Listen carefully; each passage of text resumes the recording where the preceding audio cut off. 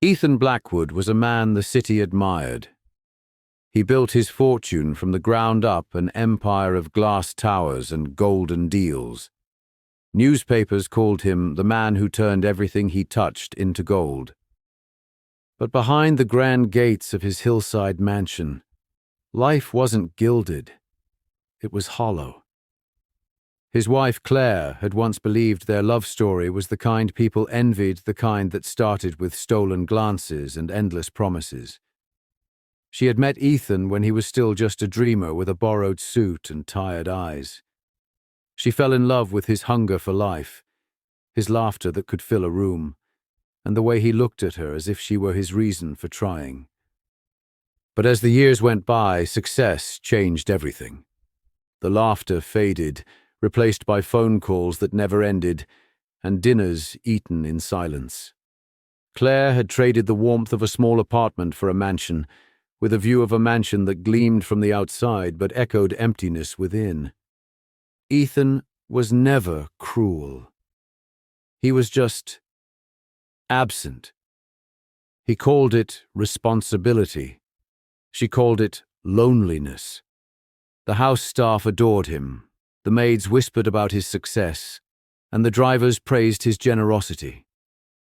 But they never saw the way Claire stood at the window every night, waiting for headlights that sometimes never appeared.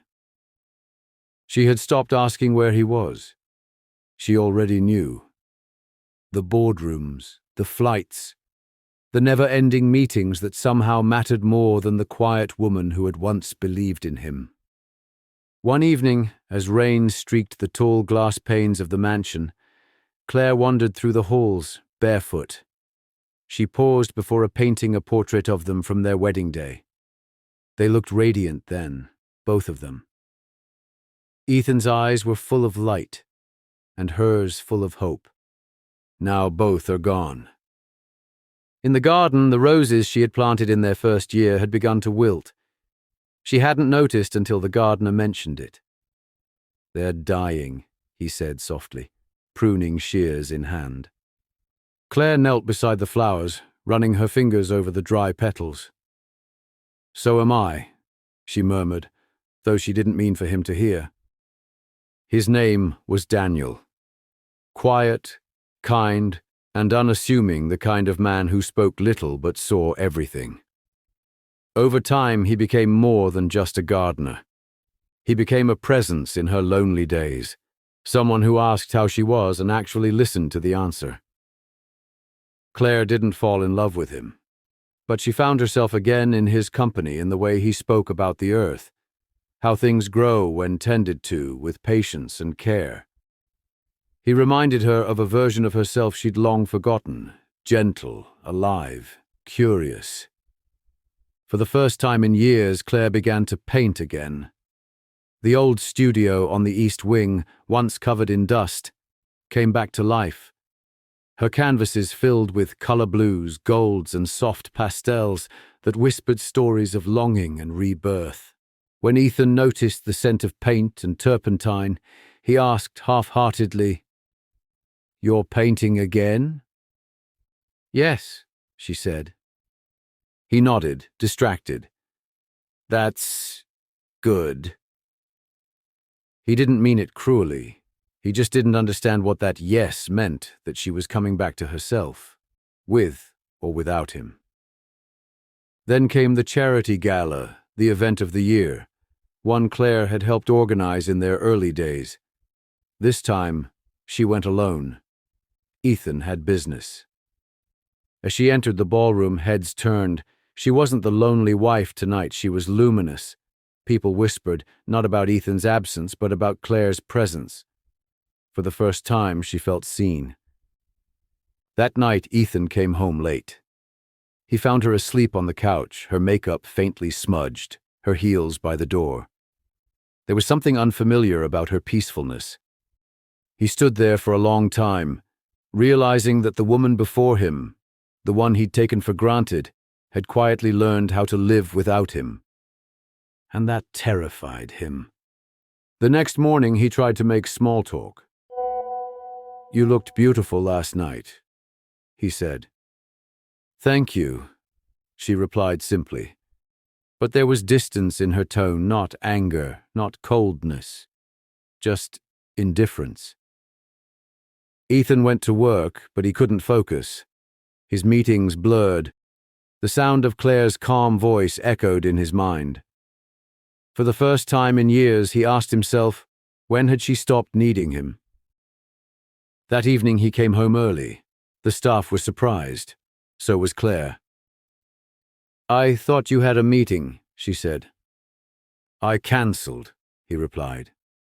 He followed her to the garden where Daniel was tending to the roses.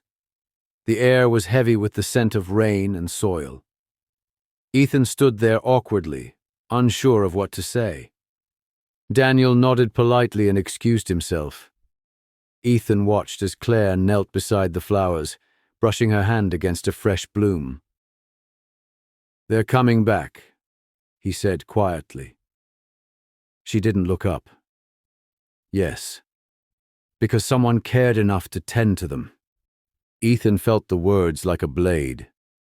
That night, unable to sleep, he went into his office and opened a drawer filled with unopened envelopes, letters from Claire. He had never read them. One by one, he tore them open. "I miss you. I wish you'd look at me the way you look at your work. I still believe in us."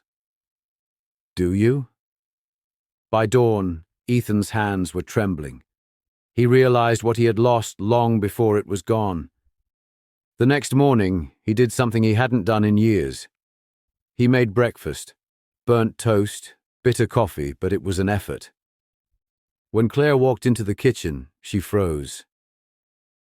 "I didn't know you could cook," she said softly. "I can't," he admitted, "but I can learn." It wasn't about the food. It was about a small, imperfect, but real gesture. Days passed. He began coming home earlier, helping in the garden, sitting with her while she painted. He didn't try to fix her. He simply showed up. Slowly, the distance began to close.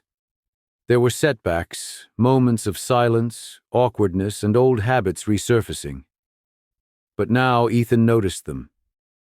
He apologized. And that made all the difference. One evening, as the sun dipped behind the hills, they stood on the balcony together. The city lights shimmered below like scattered stars. "I thought success would make us happy," he said quietly.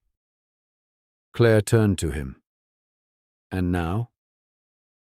"Now I just want peace," he replied. She reached for his hand the first time in years, and he held it, not out of possession but gratitude.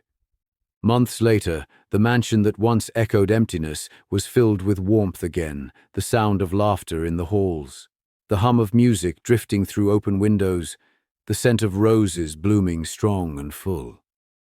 Ethan and Claire hosted their first small dinner, just close friends, nothing extravagant. There was no champagne tower or orchestra, just candles, laughter, and love, the kind that's quiet but steady. As the night ended, Claire looked around and whispered, "It finally feels like home."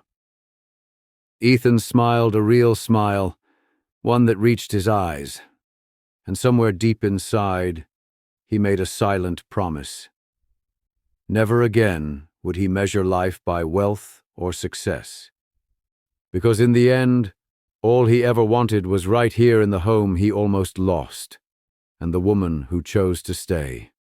The days turned into months, and for the first time in years, the mansion no longer felt like a monument to isolation. It breathed again softly, quietly, like something long asleep